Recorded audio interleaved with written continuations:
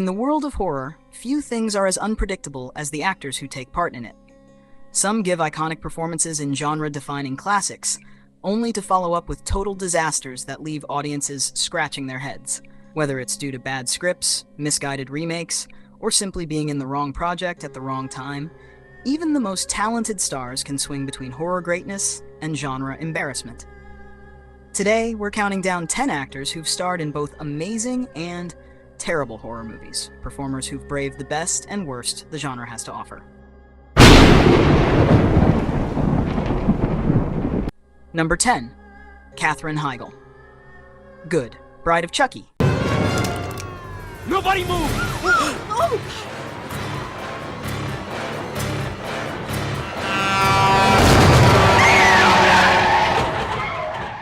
Katherine Heigl played Jade, the rebellious teen love interest caught up in the blood-soaked chaos of killer dolls and goth-flavored murder mayhem.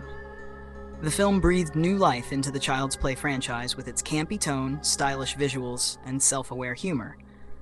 Heigl didn't steal the show, but she delivered a believable performance amid the carnage, helping to ground the absurdity with a little sincerity. You were nice enough to cook for him. The least he could do is wash a dish.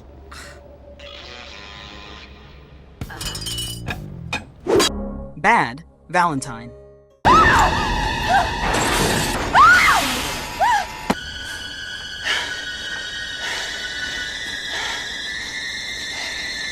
Just a few years later, Heigl found herself in Valentine, painfully generic post-Scream slasher that tried to cash in on the holiday horror trend.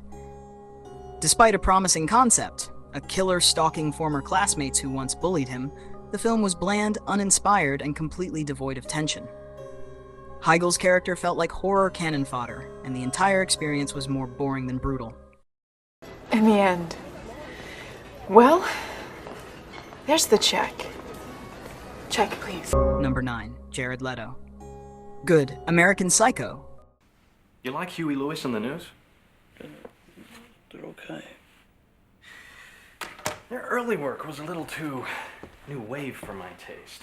In a pivotal supporting role, Leto played Paul Allen, the smug coworker who gets memorably murdered with an axe to the beat of Huey Lewis and the News.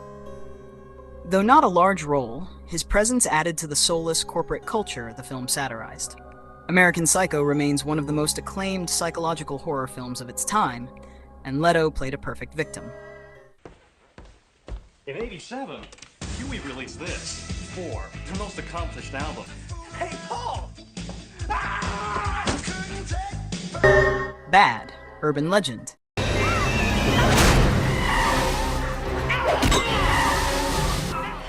Just 2 years earlier, he starred as the brooding student journalist in Urban Legend.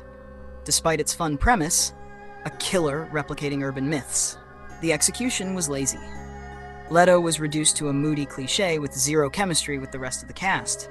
The film tried too hard to ride the coattails of Scream, and in the process became one of the most forgettable slashers of the 90s boom.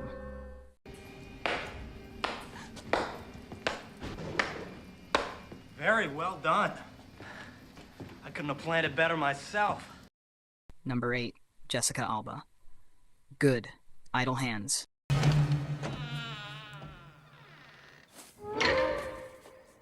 Aren't you a little old for Ding Dong Ditch? Before she was a household name, Jessica Alba appeared in the cult horror comedy Idle Hands, and while it wasn't a hit upon release, it's since gained a loyal following. The film leans into its absurdity. A stoner teen's possessed hand goes on a murder spree, and strikes a fun balance between slapstick humor and gory chaos. Alba played the love interest, and while her role wasn't the most complex, she fit the film's chaotic, cartoonish energy. Over time, Idle Hands has become a cult favorite for horror fans who appreciate ridiculous concepts done with heart and blood splatter. It doesn't take itself seriously, and that's exactly why it works.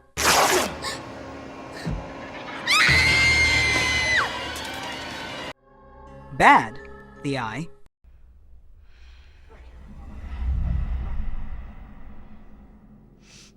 The Eye was Jessica Alba's attempt to lead a more serious horror film, and unfortunately, it fell flat.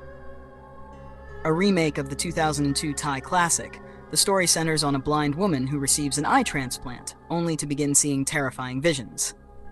The original was praised for its atmosphere and psychological dread, but the remake traded that in for jump scares and over-explained mythology. Alba tried to bring emotional depth to the role, but the clunky script and heavy-handed direction left her stranded. The scares were predictable, the pacing sluggish, and the story ultimately lost the chilling ambiguity that made the original so effective. Who are you? What do you want? Number 7, Dennis Quaid. Good, Dreamscape. Alex. Quaid starred as a psychic enlisted to enter people's dreams in this eerie blend of horror and sci-fi. The movie explored themes of psychological terror, Cold War fear, and nightmarish imagination with originality. Quaid's likable performance helped balance the surreal tone, making Dreamscape a hidden gem for fans of cerebral horror. I'm God. Bad, The Intruder. What happened to the tapestry? The what? The tapestry that conveyed with the house. It was my gift to you. Decades later, Quaid went full camp in The Intruder, playing a creepy former homeowner who refuses to let go of his property. The film spiraled into absurdity, with Quaid turning his character into a cartoonish stalker.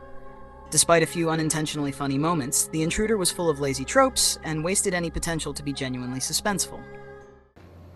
Your question does not deserve an answer, Scott. If you want to talk, we can do that some other time. Perhaps I'll drop by the house. No, God, no. Number 6, Naomi Watts. Good, The Ring. Hey, you. Watts gave a career-defining horror performance in The Ring, portraying a journalist who uncovers a cursed videotape that kills viewers in 7 days. She played the role with a quiet strength and rising dread that grounded the supernatural story. The film was atmospheric, chilling, and remains one of the most effective J-horror remakes ever made.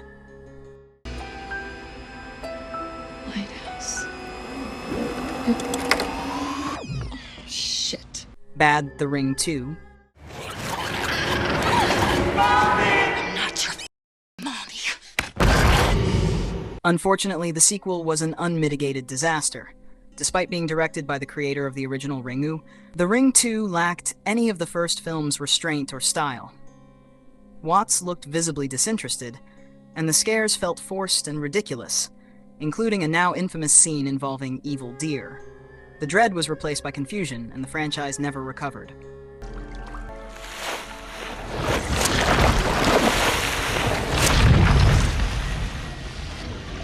Number 5, Toni Collette. Good, Hereditary. Don't you swear at me, you little shit! Don't you ever raise your voice at me! I am your mother! Toni Collette's portrayal of Annie Graham remains one of the most terrifying and emotionally devastating performances in horror history. From her restrained grief to her full-blown emotional meltdowns, she carried Hereditary on her back. Her performance made the film's descent into madness feel intimate and horrifying, cementing it as a modern classic. Charlie, if you're in this room with us, I'm gonna have us all touch the glass. Don't add pressure. Bad, Velvet Buzzsaw. In the universe, I doubt there is a hotter artist. Do you know since the exhibit opening is actually trending on Twitter? We're interested in showing him. 1 year later, Collette starred in Velvet Buzzsaw, a horror satire set in the art world. The concept, cursed artwork killing greedy art dealers, had promise, but the execution was pretentious and messy.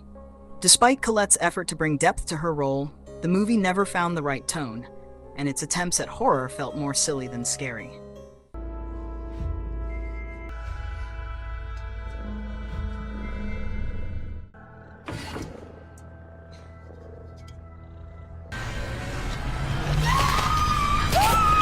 Number 4, Chloe Grace Moretz. Good, Let Me In.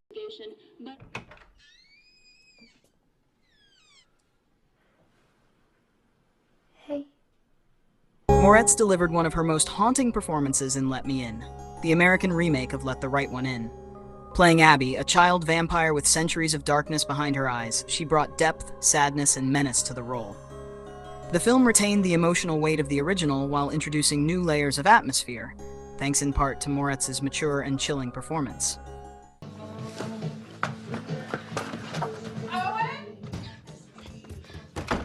I'm in here, I'll be right there!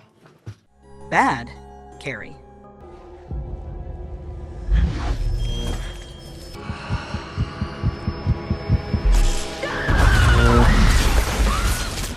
Unfortunately, Moretz was miscast as Carrie White in the unnecessary remake of Carrie.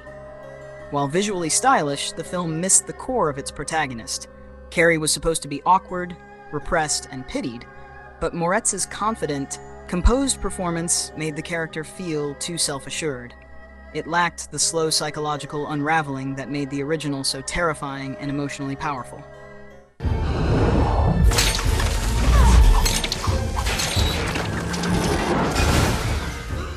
Number 3. Robert Englund. Good, A Nightmare on Elm Street.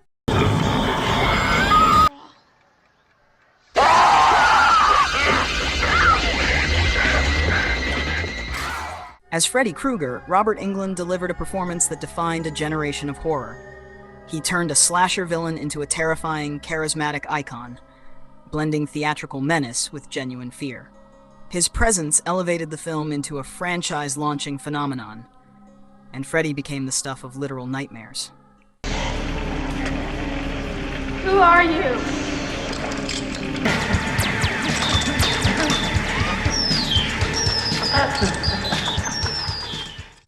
Bad, Freddy's Dead, The Final Nightmare. Give me my hearing back!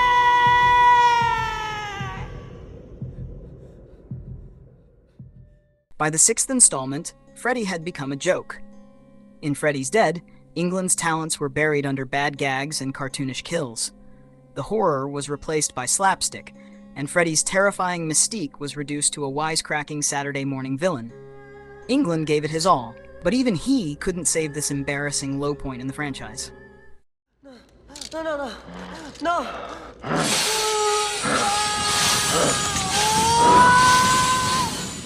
Number 2, Hilary Swank. Good, The Gift. Hazel, take your glasses off. I know he's been hitting you again. I see your lip. I know. It just embarrasses me.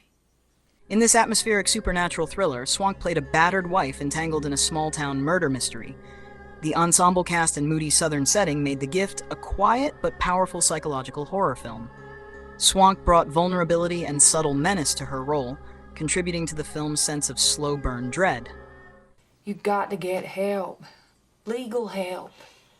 You don't know Donnie Boxdale, Annie. He'll kill me if I leave him. He'll find me. He said he would. Bad, The Reaping.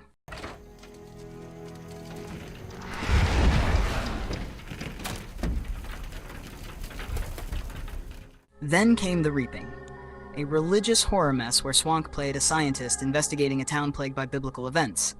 The film tried to combine science, faith, and horror, but ended up being a confusing CGI-filled ride with little tension.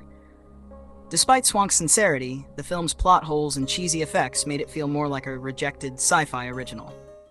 God didn't kill my family. A weak, godless man filled with fear and hatred.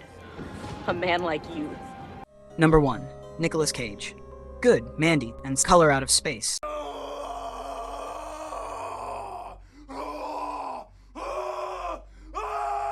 Few actors swing harder than Nicolas Cage.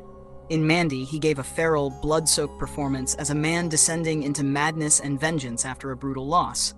His raw emotional energy matched the film's surreal heavy metal horror tone perfectly. And in Color Out of Space, Cage brought a controlled unraveling to Lovecraftian horror, balancing subtle dread with explosive mania.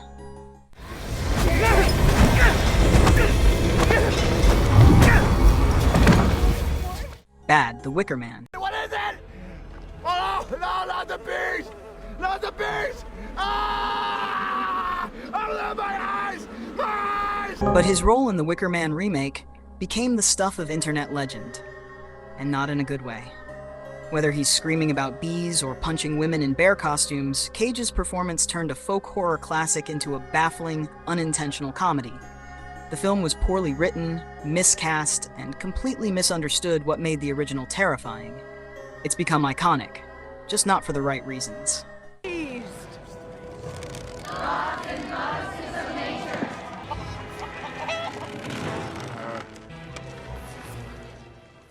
Horror isn't a safe genre, and these actors are proof of that. They've tackled roles that challenged them, terrified audiences, or sometimes just fell flat on their faces.